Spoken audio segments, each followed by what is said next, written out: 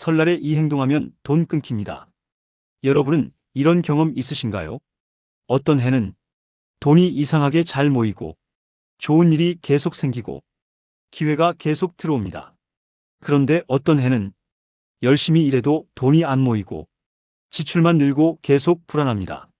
많은 사람들이 이걸 운이라고 말합니다. 흥미로운 사실이 있습니다. 대부분의 부자들은 재물운이라는 것을 믿습니다. 그리고 그 운을 행동으로 만든다는 공통점이 있습니다. 오늘 영상에서는 설날에 하면 돈이 들어오는 행동, 절대 하면 안 되는 행동, 명절에 버려야 할 물건, 그리고 돈운을 높이는 집 정리법까지 여러분의 돈 흐름을 바꾸는 이야기를 해보겠습니다. 1. 설날에 하면 돈 들어오는 행동. 사실 많은 사람들이 1월 1일보다 설날을 진짜 새해처럼 느낍니다. 설날 아침은 단순한 명절 아침이 아닙니다. 심리학에서는 이것을 새 출발 효과라고 부릅니다. 새해, 월요일, 그리고 설날. 이런 시점은 인간의 뇌가 다시 시작하자라고 느끼는 순간이라고 합니다. 이날 어떤 행동을 하느냐가 1년의 습관을 결정합니다. 첫 번째 행동은 아침 환기입니다. 설날 아침에 창문을 여는 것. 단순한 미신 같지만 실제로 매우 과학적인 행동입니다. 환기를 하면 공기가 바뀌고 뇌의 각성이 올라가고 사람은 무의식적으로 새로운 시작을 느낍니다. 환경이 바뀌면 행동이 바뀌고 행동이 바뀌면 결과가 바뀝니다. 돈의 흐름도 마찬가지입니다. 두 번째 행동으로는 첫 소비를 기분 좋게 하는 것입니다. 설날 첫 지출이 중요합니다. 이날의 소비는 뇌에 돈에 대한 감정을 각인시킵니다. 불안한 소비는 스트레스를 불러오지만 기분 좋은 소비는 돈에 대해 긍정적인 생각을 불러옵니다. 작은 커피 한 잔이라도 좋습니다. 나는 돈을 긍정적으로 쓰는 사람이다. 이 인식이 매우 중요합니다. 세 번째 행동은 바로 지갑 정리입니다. 지갑은 돈의 집입니다. 여러분이 손님이라면 어떤 집에 들어가고 싶으신가요? 정리되어 있고 깨끗한 집? 아니면 쓰레기와 잡동사니가 쌓여 있는 집? 당연히 깨끗한 집입니다. 돈도 같습니다. 실제로 돈을 잘 관리하는 사람들의 공통점이 있습니다. 지갑이 매우 깔끔합니다. 영수증은 바로 정리하고 카드는 필요한 것만 넣고 지폐는 구겨지지 않게 펴서 넣습니다. 새로운 한 해를 시작하며 돈이 머무는 공간을 정리하는 것. 지갑을 정리하는 행동은 돈을 존중하는 행동입니다. 여러분의 지갑이 바뀌는 순간 돈을 대하는 태도도 바뀌기 시작합니다. 네 번째 행동은 돈을 흐르게 하는 것입니다. 부모님 용돈. 돈은 멈춰 있는 것이 아닙니다. 돈은 흐르는 것입니다. 강물처럼, 공기처럼 돈도 흐를 때 건강해집니다. 많은 사람들이 이런 생각을 합니다. 돈이 많아지면 베풀어야지. 여유가 생기면 드려야지. 하지만 현실은 반대입니다. 돈은 많아져서 흐르는 것이 아니라 흐르기 시작할 때 많아집니다. 금액이 중요하지 않습니다. 1만 원이어도 괜찮고 5만 원이어도 괜찮습니다. 중요한 건 액수가 아니라 흐름을 만드는 행동입니다. 돈이 들어오기만 바라는 사람이 아니라 돈을 흐르게 하는 사람이 되는 것. 이 작은 행동 하나가 돈을 바라보는 태도를 바꾸고 그 태도가 결국 결과를 바꾸기 시작합니다. 올해 설날 돈을 붙잡는 사람이 아니라 돈을 흐르게 하는 사람이 되어보세요. 그 흐름은 다시 여러분에게 돌아오기 시작할 겁니다. 다섯 번째 행동은 현관 정리입니다. 풍수에서도 심리학에서도 현관은 매우 중요한 공간입니다. 왜냐하면 현관은 단순한 출입문이 아니라 우리 삶에 새로운 것이 들어오는 첫 번째 통로이기 때문입니다. 우리는 매일 현관을 통해 사람을 만나러 나가고 기회를 만나러 나가고 돈을 벌러 나갑니다. 그리고 그 모든 것들이 다시 현관을 통해 집으로 돌아옵니다. 그런데 생각해 보세요. 신발이 뒤엉켜 있고 먼지가 쌓여 있고 택배 상자가 쌓여 있는 현관을 볼 때 우리의 기분은 어떨까요? 뇌는 무의식적으로 이 집은 정리되지 않은 공간이라고 인식합니다. 환경은 생각보다 강력합니다. 어수선한 현관은 하루의 시작을 흐트러뜨리고 흐트러진 시작은 흐트러진 선택을 만들고 그 선택은 결국 삶의 결과로 이어집니다. 그래서 말합니다. 현관이 지저분한 집은 삶도 지저분해진다고. 반대로 깨끗한 현관은 나는 준비되어 있다는 메시지를 보냅니다. 기회는 준비된 사람의 문을 두드립니다. 그리고 그 문은 바로 현관입니다. 6번째, 감사 메시지 보내기입니다. 새로운 일자리, 새로운 사업, 좋은 정보, 좋은 기회. 이 모든 것은 통장 속에서 나오는 것이 아니라 사람을 통해 들어옵니다. 결국 돈의 시작점은 언제나 사람과의 관계입니다. 생각해 보세요. 누군가에게 고마운 마음을 전했을 때 관계는 조금 더 따뜻해지고 조금 더 가까워집니다.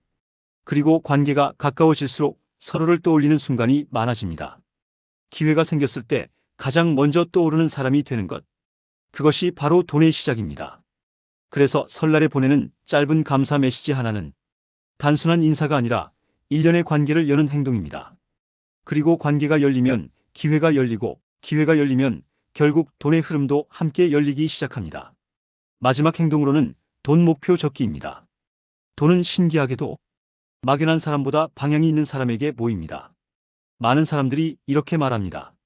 돈 많이 벌고 싶다. 올해는 돈 좀 모아야지. 하지만 이 말에는 한 가지가 빠져 있습니다. 바로 숫자입니다. 막연한 바람은 행동을 만들지 못합니다. 하지만 구체적인 숫자는 행동을 바꾸기 시작합니다. 돈을 모아야지와 올해 1천만 원을 모은다는 완전히 다른 문장입니다. 숫자가 생기는 순간 뇌는 방법을 찾기 시작합니다. 지출을 줄이고 수입을 늘리고 기회를 찾기 시작합니다. 목표가 생기면 방향이 생기고 방향이 생기면 행동이 바뀌고 행동이 바뀌면 결과가 바뀝니다. 그래서 설날에 돈 목표를 적는 행동은 단순한 계획이 아니라 일련의 방향을 정하는 시작입니다. 올해는 막연한 바람이 아니라 구체적인 숫자로 시작해보세요. 이 설날 아침 절대 하면 안 되는 행동. 이제 반대로 설날 아침에 재물운을 떨어뜨리는 행동에 대해 이야기해 보겠습니다. 놀랍게도 많은 사람들이 아무렇지 않게 반복하고 있는 행동들입니다. 첫 번째, 늦잠입니다.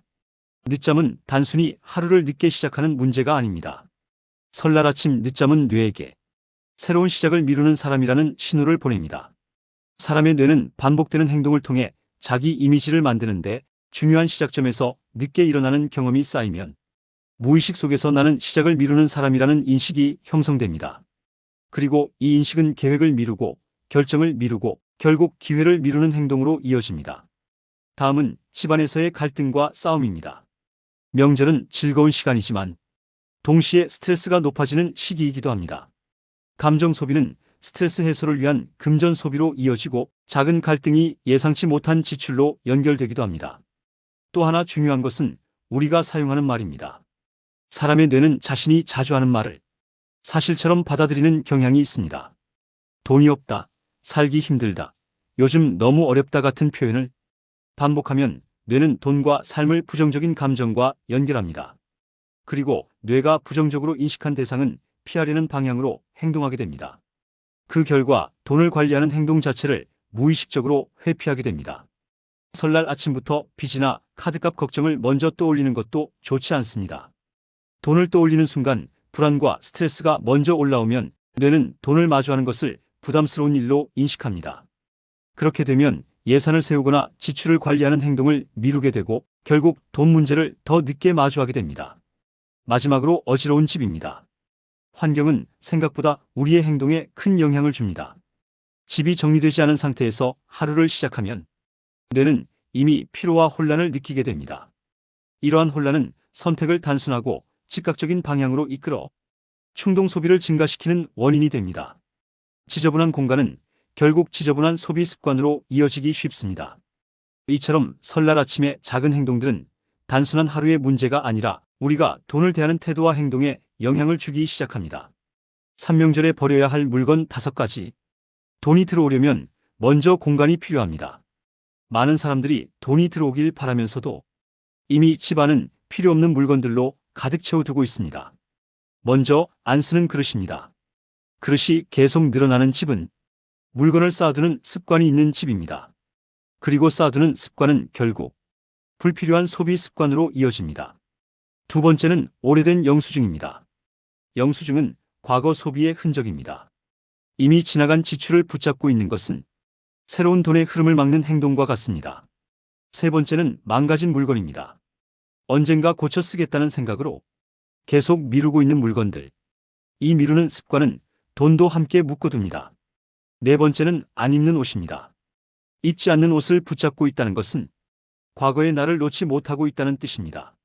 그리고 마지막은 낡은 지갑입니다. 지갑은 돈이 머무는 집입니다. 돈의 집이 낡았다면 이제 교체할 때입니다. 기억하세요. 돈은 좋은 공간을 좋아합니다. 4세의 돈은 높이는 집 정리법. 돈이 모이는 집의 특징은 놀랍도록 단순합니다. 복잡한 비법이 있는 것이 아니라 돈이 머무르기 좋은 핵심 공간이 정리되어 있다는 공통점이 있습니다. 첫 번째는 현관입니다. 현관은 단순한 출입문이 아니라 기회가 들어오는 입구입니다. 현관이 깨끗하면 하루의 시작이 정돈되고 정돈된 시작은 정돈된 선택으로 이어집니다. 두 번째는 냉장고입니다.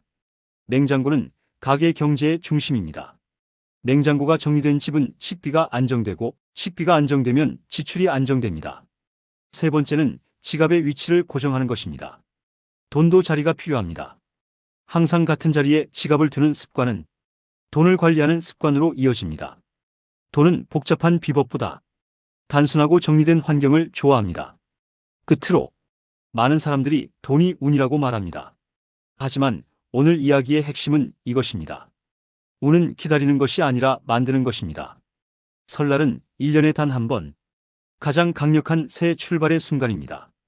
올해는 그냥 보내지 마세요. 여러분의 돈 흐름은 오늘 바뀔 수 있습니다. 그리고 그 시작은 아주 작은 행동입니다. 여러분의 새해에 좋은 돈 흐름이 시작되길 바랍니다. 감사합니다.